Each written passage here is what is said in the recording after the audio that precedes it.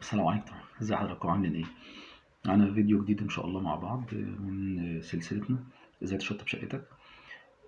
طبعا شكرا على الكلام الحلو اللي لقيته من حضراتكم، سواء الفيديو لما نزل على صفحتي على الفيسبوك او على اليوتيوب هنا. يعني والله بقيت مش عارف اشكركم ازاي. شجعتوني ان اكمل، شجعتوني ان الفكرة تبقى فعلا حقيقة ونبقى مع بعض ان شاء الله على طول. استكمالا للفيديو اللي فات كان تعريف بحضراتكم. الفيديو ده هنبدأ نتكلم أشطب مع مين، زي ما حضراتكم شايفين العنوان. طب في ناس بتقول أنا ممكن أشطب لوحدي. دايما تلاقي فيه كده آه، ساعات في شخص كده دايما تلاقيه جاي كده يوسوس، يجي يقول لك يا عم مهندسين ايه يا عم، سيبك منه، مع هو المهندس لا مؤاخذة بيعمل ايه.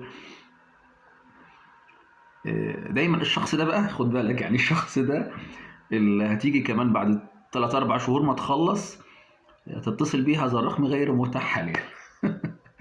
هو اللي زقك الزقه السوداء دي، وهو اللي هيخليك تغرز الغرسه اللي بعلم بها من ربنا. فاعتبرني اخوك جاي لك من المستقبل، وبقول لك اللي يقول لك كده ده اعمل له بلوك من دلوقتي.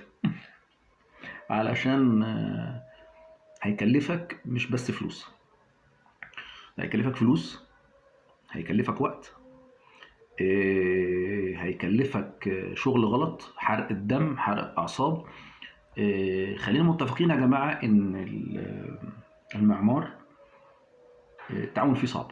احنا في شغلنا وفي مجالنا، سواء طبعا في شقق، محلات، في موقع كبير شغالين فيه، التعامل مش سهل. التعامل محتاج فعلا مش بس مهندس دارس، لا لازم زي ما بنقول في شغلنا كده حد أدرجي، حد فاهم خطوات الشغل ونظام الشغل، وكمان فاهم شخصية كل صنايعي هيمشيه ازاي. ما في واحد امشيه بالفلوس، في واحد امشيه بكلمة طيبة، في واحد لا اشد عليه وازعق. فمش كله يا جماعة بيبقى زي بعض. فالحاجات دي كلها اللي بيعرفها المهندس. وزي ما اتكلمنا برضو يا جماعة في فيديوهات نزلت على الصفحة، لسه ما انزلها ان شاء الله على القناة بإذن الله، ان المهندس بيعمل عملية التوافق ما بين الصناعية بعضهم ببعض. الكهربائي ومثلا اللي بيعمل البانوهات، لا بتاع السيراميك المبلط والسباك، في كذا حاجة كده لازم يبقى في كونكت كده. المهندس هو اللي بيعمل كنترول في الموضوع ده. تعال انت لوحدك، هنقول هتبدأ الشقة، كل واحد بقى معلش سوري يعني هيبيع ويشتري فيك. كل صنايعي هيقول لك على وجهة نظره من خلال معرفته هو، مش من خلال الحاجات المدروسة والحاجات البنود اللي بتتعمل او تكون ازاي مطابقة للمواصفات. فتلاقيه يقول لك هندسة مالكش دعوة يا باشا، انا مر على ايدي مهندسين ومش عارف ايه وبتاع يا عم الله يكرمك. وتلاقيه بقى بيبدأ بقى يعمل حركة كمان بقى ايه اللي هي اللولبية بقى بتاعت مشهورة قوي. في واحد حبيبي قوي وحنين ومعلم تلاقي نفسك دخلت وسط عصابة حرفيا. يعني انا بقول لك الكواليس بقى اللي ممكن حضرتك ما تعرفهاش، اللي احنا بنشوفها واللي احنا عارفينها واللي احنا ما بنتعاملش مع الصنف ده من الصناعية. يبدأ مثلا هو سباك، فيبدأ يقوم جايب لك بقى مبلط وجايب لك مش عارف كهربائي صاحبه معاه من المعمار، ويبدأ بقى ايه يسمسر من وراك فلوس في الخامات وفي الحاجات. وانت يعني انت طيب ومش عارف مهما كنت حويط. خلينا متفقين، فئة صعبة إلا من رحم ربي. في ناس قمة الأمانة والأدب والاحترام اللي في الدنيا، وفي ناس الشياطين بتستعيذ منهم يعني. ففي زي ما في كل حاجة فيها الحلو والوحش، في عملاء كويسين وعملاء وحشين، مهندسين كويسين مهندسين وحشين، صناعية كويسين وصناعية وحشين.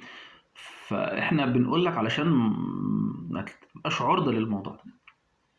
مش معنى كده، مش معنى كلامي عشان ما تفهمش غلط ان المهندسين كويسين وملايكة والصناعية وحشين، لا انا بقول لك ما تحطش ايدك في بق الاسد وتقول ما تعضنيش، لا.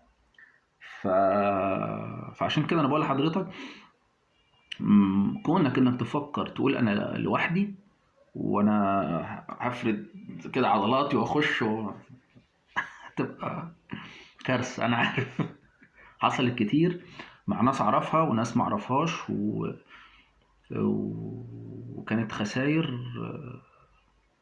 ما حدش ممكن يتخيل الأرقام. بجد والله ما حدش ممكن يتخيل الأرقام. أنا حضرت معاينات، ناس بقت تقول لي يا باشمهندس والله نديك اللي أنت عايزه علشان بس تحل لنا المشاكل اللي احنا فيها دي. فالموضوع يا جماعة مش زي ما حضراتكم فاكرين، موضوع كارثي. وما اعتقدش ان حد دلوقتي يعني في الظروف اللي احنا فيها وبنتكلم فيها القرش بيجي سهل عشان تقدر تخش بريسك في حاجة زي كده. فزي ما نقول ادي العيش لخبازه. كل واحد يا جماعة بروفيشنال في مهنته. انت مش عايز تعمل باند، لو عايز تعمل باند هات سباك وتعامل. انما انت بتعمل مشروع كامل ومش عايز تجيب حد يديره، اكيد كارثه بكل المقاييس يا جماعه. ما ينفعش، نو واي. ما يعني ما ينفعش اقول لك ينفع، لا لا لا لا، ما ينفعش.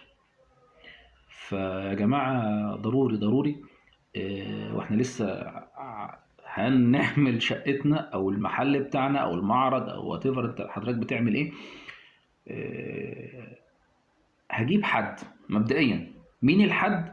هنتكلم عن 3 فئات موجودة تقدر حضرتك تختار ما بينهم. ده اللي ان شاء الله يا جماعة هنتكلم في الفيديو الجاي ان شاء الله مع بعض. نخلي يعني على جزئين ان شاء الله ونكمل زي تشطر شباب. السلام عليكم.